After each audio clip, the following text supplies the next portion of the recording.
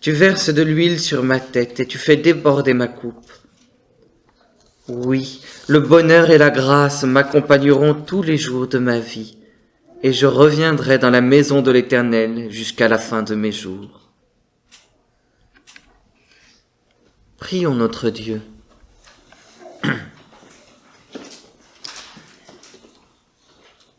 Éternel, nous ne voulons pas écouter les conseils des gens mauvais. Nous ne voulons pas non plus suivre l'exemple de ceux qui commettent des péchés ou passer du temps avec ceux qui se moquent de toi. Au contraire, nous voulons aimer ton enseignement et le répéter jour et nuit dans nos cœurs. De cette manière, nous devenons semblables à un arbre planté au bord de l'eau, qui donne des fruits lors de la belle saison et dont les feuilles ne meurent pas. Tout ce que nous faisons réussit. Ce n'est pas le cas des gens mauvais, ils sont comme des brins de paille dispersés par le vent. Au moment du jugement, tu ne les accepteras pas auprès de toi. Il n'y aura pas de place pour eux dans ton Église. L'Éternel veille sur la vie de ceux qui cherchent à lui obéir, tandis que les gens mauvais courent à leur perte. Veille sur nos vies par ta parole, Éternel. Amen.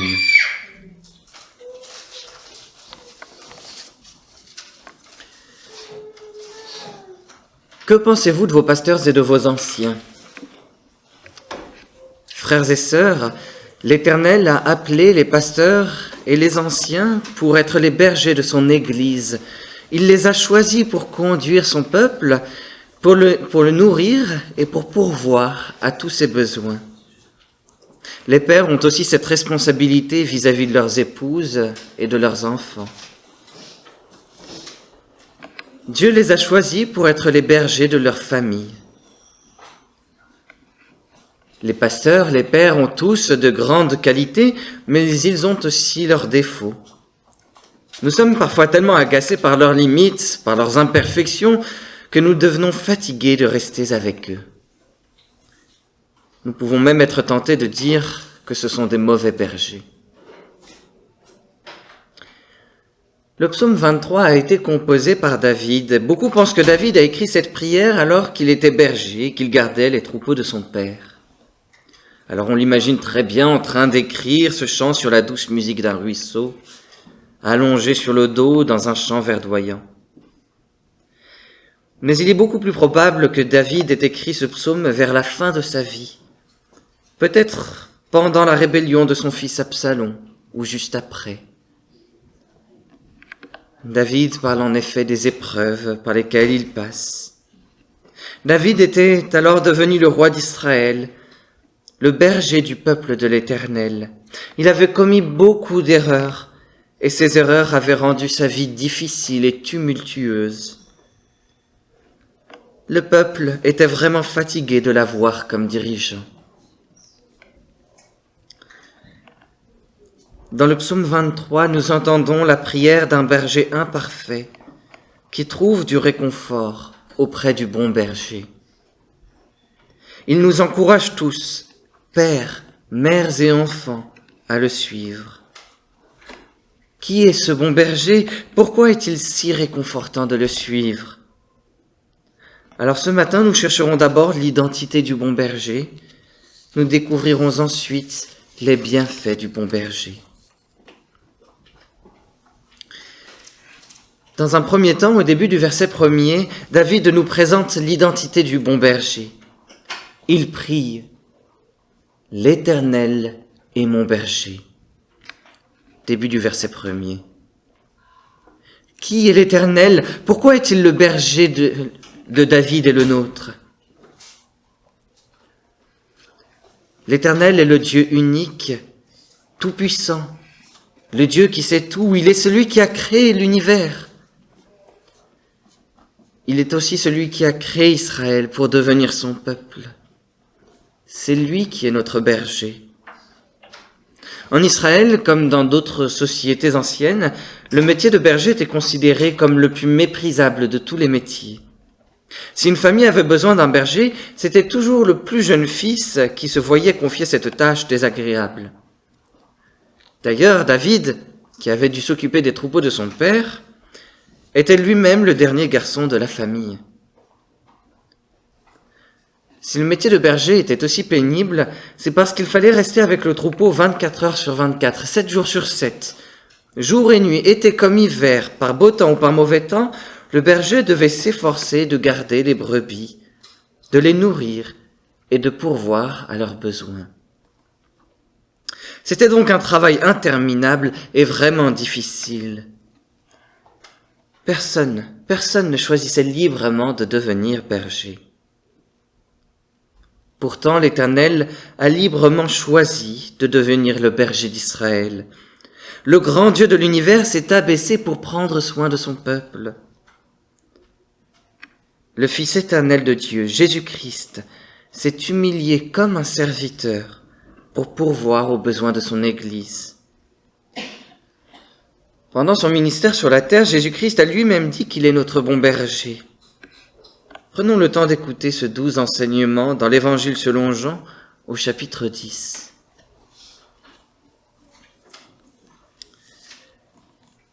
En vérité, je vous le dis, celui qui n'entre pas dans l'enclos des brebis par la porte, mais s'y introduit par un autre endroit, est un voleur et un brigand. Mais celui qui entre par la porte est le berger des brebis. Le gardien lui ouvre et les brebis écoutent sa voix. Il l'appelle par leur nom, les brebis qui lui appartiennent, et il les conduit dehors. Lorsqu'il les a toutes fait sortir, il marche devant elles et les brebis le suivent, parce qu'elles connaissent sa voix. Elles ne suivront pas un étranger, mais elles fuiront au contraire loin de lui, parce qu'elles ne connaissent pas la voix des étrangers. Je suis le bon berger. Le bon berger donne sa vie pour ses brebis. Le simple salarié, quant à lui, n'est pas le berger et les brebis ne lui appartiennent pas. Lorsqu'il voit venir le loup, il abandonne les brebis et prend la fuite. Alors le loup s'en empare et les disperse. Le simple salarié s'enfuit car il travaille pour de l'argent et ne se soucie pas des brebis. Moi, je suis le bon berger. Je connais mes brebis et elles me connaissent, tout comme le Père me connaît et comme je connais le Père. Je donne ma vie pour mes brebis. J'ai encore d'autres brebis qui ne sont pas de cet enclos. Celles-là aussi, il faut que je les amène. Elles écouteront ma voix, et il y aura un seul troupeau, un seul berger. Jean 10, les versets 1 à 5 et 11 à 16. Tous ceux qui écoutent ces paroles de Jésus-Christ et qui choisissent de le suivre sont ses brebis. Jésus-Christ est le bon berger de tous ceux qui se repentent de leurs péchés et qui mettent leur confiance en lui. Si nous nous repentons de nos péchés, si nous mettons notre confiance en lui, alors nous appartenons nous aussi à Jésus-Christ. Jésus-Christ est notre bon berger, notre bon guide, notre bon protecteur. Nous pouvons donc nous joindre à David et prier avec Jésus-Christ, le psaume 23. L'Éternel est mon berger.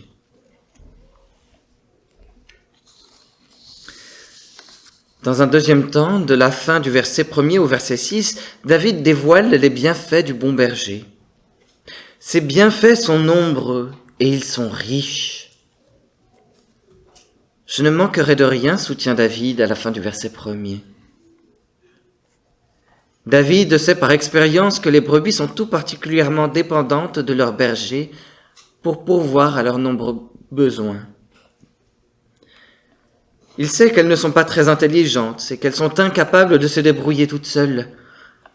Si le berger est un mauvais berger, alors les brebis deviendront très vite faibles, maigres, malades et couvertes de parasites. C'est à ces tristes bêtes que ressemblent les personnes qui n'appartiennent pas à Jésus-Christ. Elles souffrent du péché, sous l'esclavage de Satan. Nous appartenons au bon berger, nous ne manquerons jamais de rien. Jésus-Christ prend soin de nous et il nous comble de bénédictions excellentes. Quels sont ces merveilleux bienfaits? Le psaume 23 en mentionne 5. Premièrement, Jésus-Christ nous donne le repos. David prie en effet, « Il me fait prendre du repos dans des pâturages bien verts. Il me dirige près d'une eau paisible. » Verset 2. Il faut savoir que les brebis ont le repos difficile parce qu'elles sont très craintives. Elles ne se détendent que si elles sont certaines de ne pas être attaquées par des bêtes sauvages. Elles ne se couchent pas s'il y a des tensions au sein du troupeau. Elles ne parviennent pas non plus à trouver le sommeil tant que des mouches ou les parasites les perturbent. Enfin, les brebis ne s'endorment pas si elles se sentent obligées de chercher la nourriture. Autrement dit, pour pouvoir se reposer, les brebis ont besoin d'être à l'abri des prédateurs, de l'agitation de leurs congénères, des petites bestioles et de la faim. C'est au berger qu'incombe la responsabilité de protéger les brebis et de les rassurer. C'est lui qui conduit les troupeaux dans des lieux paisibles. C'est lui qui s'assure que l'eau soit débarrassée des parasites et potable. C'est le berger qui fait tout. Les brebis ne font rien. Elles se reposent. Nous qui appartenons à Jésus-Christ, nous sommes comme des brebis. Certains d'entre nous sont aux prises avec des peurs. D'autres sont décontenancés par les frictions dans leur famille, dans leurs assemblées chrétiennes ou sur leur lieu de travail. D'autres encore sont tourmentés par des pensées parasites. Les derniers font face au manque d'argent, au manque de nourriture.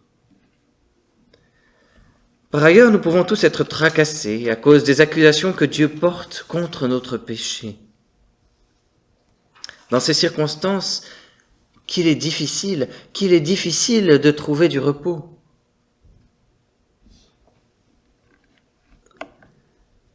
Nous sommes agités, incapables de trouver le sommeil. Jésus-Christ est notre bon berger. Il a dit « Venez à moi, vous tous qui êtes fatigués et courbés sous un fardeau, et je vous donnerai du repos. » Matthieu 11, verset 28. Jésus-Christ a aussi dit « Si quelqu'un a soif, qu'il vienne à moi et qu'il boive. » Jean 7, verset 37. Mes chers amis, allons vers Jésus-Christ, plaçons notre confiance en lui et cherchons à avoir une relation personnelle et vivante avec lui. Il n'y a rien de plus rafraîchissant, il n'y a rien de plus vivifiant que d'écouter sa parole, de lui parler dans la prière et de faire ce qu'il nous dit dans sa parole. Oui, allons nous ressourcer auprès de notre bon berger. Sur la croix, Jésus-Christ est mort pour nous réconcilier avec Dieu et pour nous donner le repos pour toujours avec lui. Jésus-Christ est ressuscité et il promet de s'occuper de nos peurs, des frictions que nous avons avec les autres, des idées qui nous tourmentent et de tous nos besoins fondamentaux. Il promet de nous libérer de nos angoisses et de nous donner du repos, un repos éternel. Quelle douce promesse! Deuxièmement, Jésus-Christ nous donne la restauration. David prie, « Il me redonne des forces, il me conduit dans les sentiers de la justice à cause de son nom. » Verset 3. Les brebis ont constamment besoin de l'attention de leur berger. Lorsqu'elles sont laissées à elles-mêmes, elles broutent dans les mêmes champs jusqu'à ce que ces champs deviennent des déserts. Elles suivent les mêmes chemins jusqu'à ce que ces chemins deviennent des bourbiers. Elles s'égarent jusqu'à se perdre. Et lors de ces folles péripéties, il peut arriver qu'une brebis glisse et qu'elle se retrouve sur le dos et les 4 pattes en l'air. Cette brebis est alors prise de panique. Elle bêle et se débat pour se relever, mais le poids de sa laine l'en empêche. Peu à peu, le sang arrête de circuler dans les pattes et il ne reste alors que quelques heures avant que la brebis ne meure. Dans cette situation dramatique, le seul espoir de la brebis, c'est que le berger la retrouve et la remette sur pattes. Alors le berger ramènera sa brebis dans les verts pâturages, là où elle trouvera la meilleure nourriture. Nous sommes parfois comme des brebis égarées. Nous allons bien, nous nous abreuvons paisiblement auprès de Jésus-Christ, et puis soudain, nous le perdons de vue. nous nous égarons dans les problèmes et le péché, et nous perdons aussitôt notre équilibre spirituel. Paniqués, nous nous débattons pour nous remettre debout par notre propre force, mais rien à faire. Alors nous crions à l'aide. Notre bon berger entend nos prières et il vient nous restaurer. Pour cela, notre bon berger s'est présenté comme un agneau sans défense. Sur la croix, Jésus-Christ est mort les 4 membres en l'air pour que nous ne mourions pas comme des brebis perdues à cause de nos égarements spirituels. C'est pour cette raison que la Bible dit que Jésus-Christ est l'agneau de Dieu sacrifié pour nos péchés. Jésus-Christ est ensuite ressuscité et il est monté au ciel. De là-haut, notre bon berger continue de se soucier de nous. Par sa parole et par le Saint-Esprit, il nous rassure et nous remet sur le droit chemin. Jésus-Christ nous restaure et il nous aide à lui obéir jour après jour. Tant que nous serons attentifs à sa parole, nous marcherons dans les sentiers de la justice. Troisièmement, Jésus-Christ nous donne la protection. David prie « Même quand je marche dans la sombre vallée de la mort, je ne redoute aucun mal, car tu es avec moi.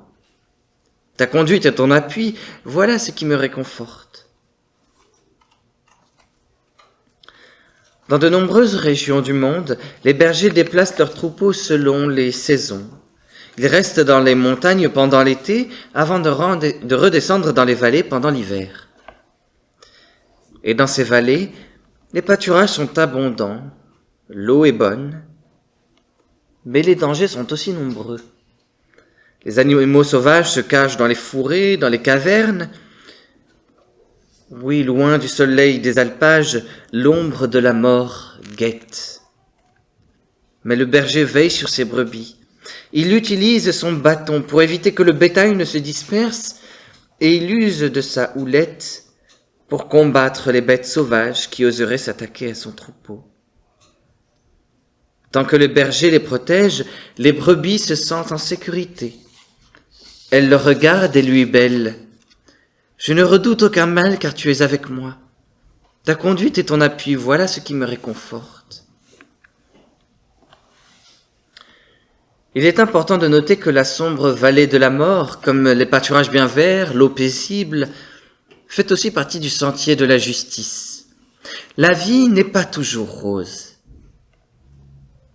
Notre bon berger nous conduit parfois dans des endroits sombres, des endroits difficiles.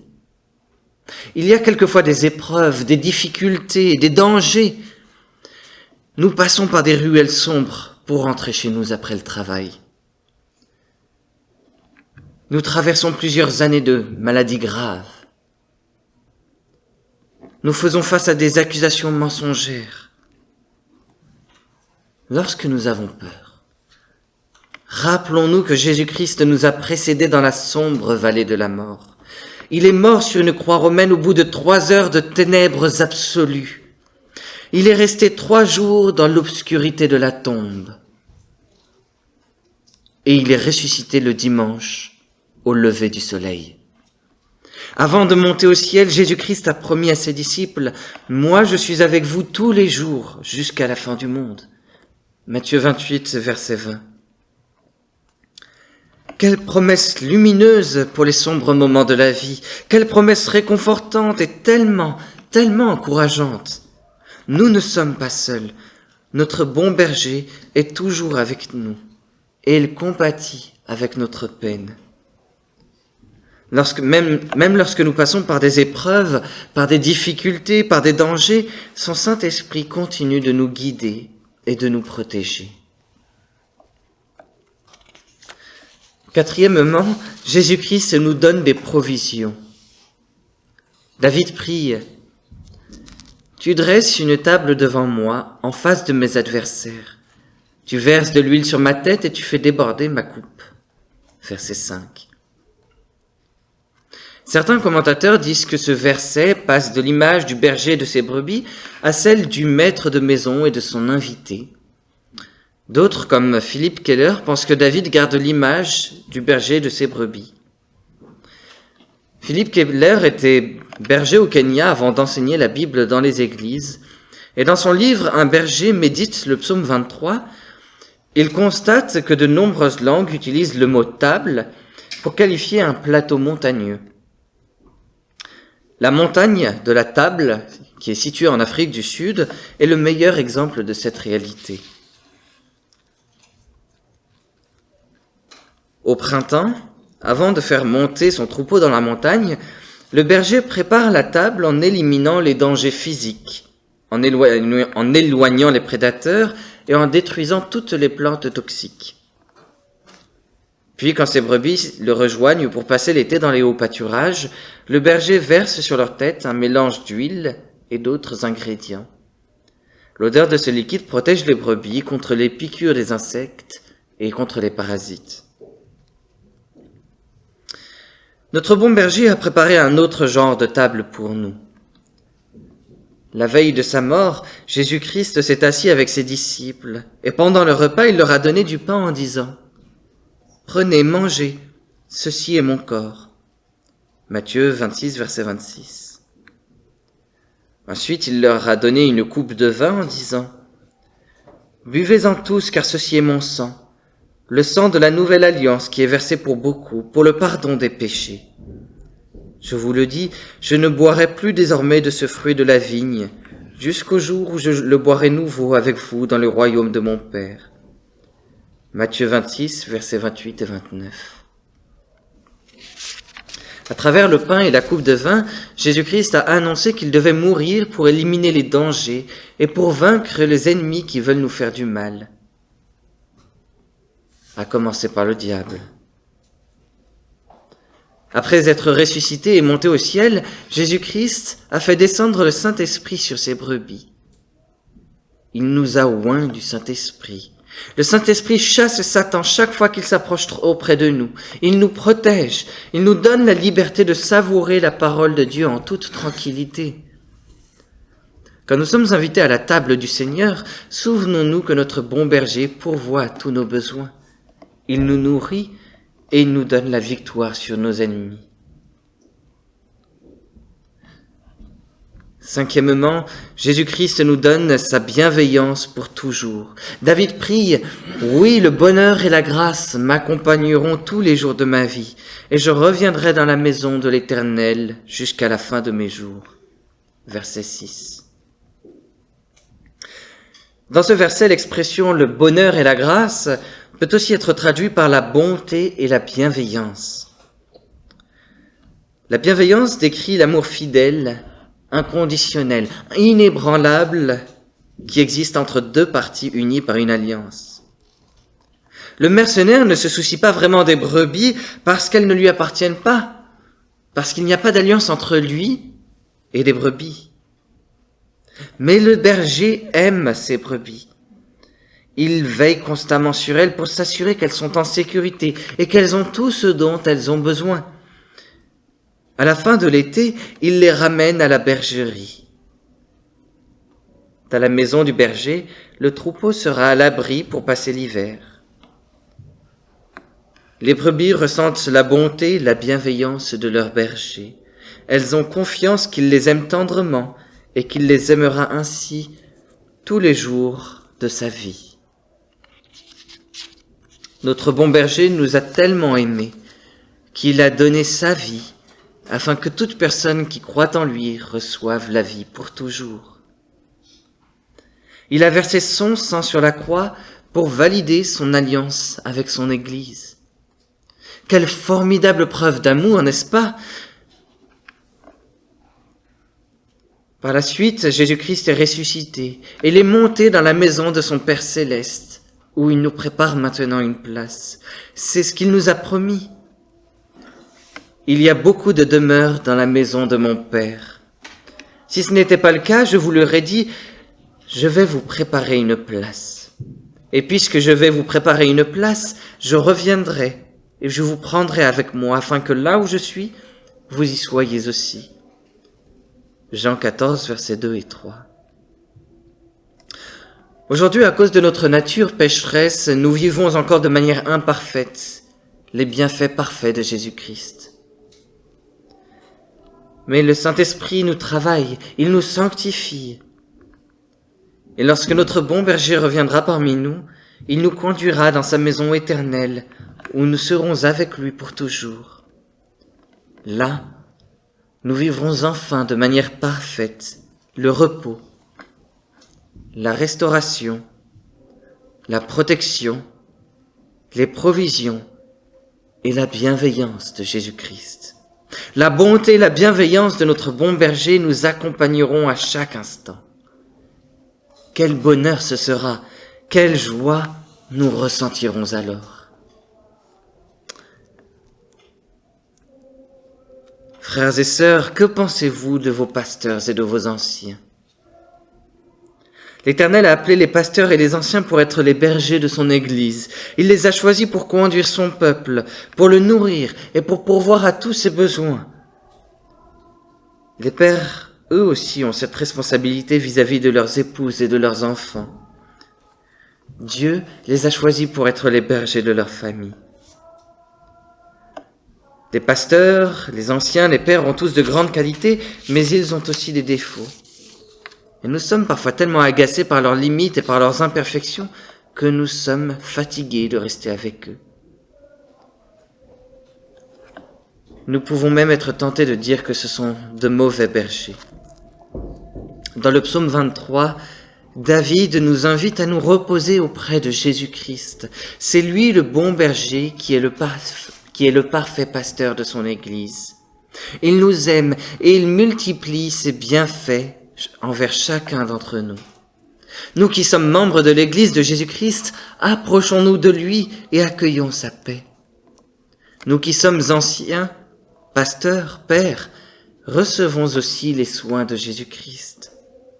C'est seulement en nous reposant auprès du bon berger que nous pourrons devenir de bons bergers.